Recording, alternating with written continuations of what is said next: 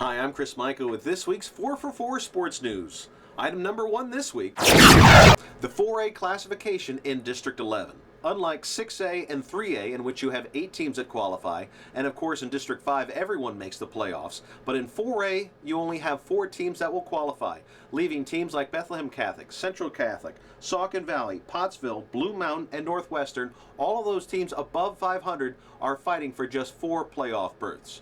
And things get more complicated once you get out of District 11 because you have powerhouse teams out of District 12 like Cardinal O'Hara and Imhotep Charter to do battle with. And those 2 teams have combined to allow just 39 points so far this year. Imhotep Charter going into last weekend had outscored its opponents 212 to 6. So regardless of who gets out of District 11 4A with the title, it's going to be a tough road to the state championship game, especially when you have to match up with a District 12 team in the state semifinal. Point 2.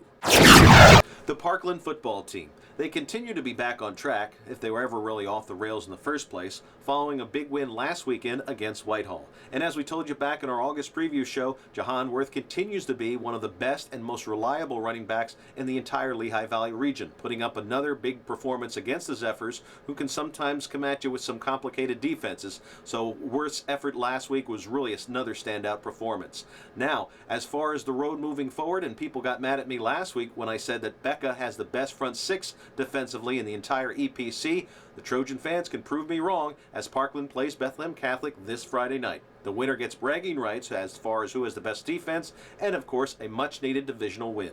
Point 3.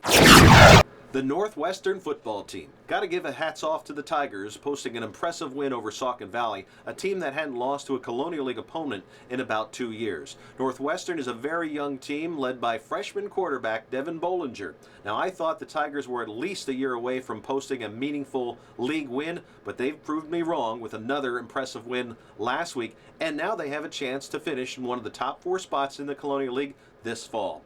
Morning Call sports writer Lynn Worthy wrote a great article on the Tigers. Make sure you check that out online. And finally, point 4.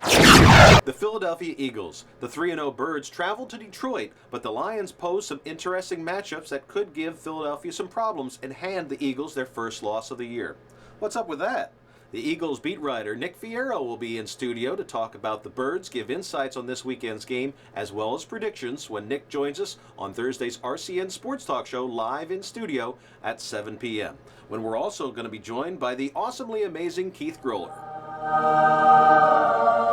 All right, enough of that. You can also watch the show through our online outlets. Until next time, I'm Chris Michael.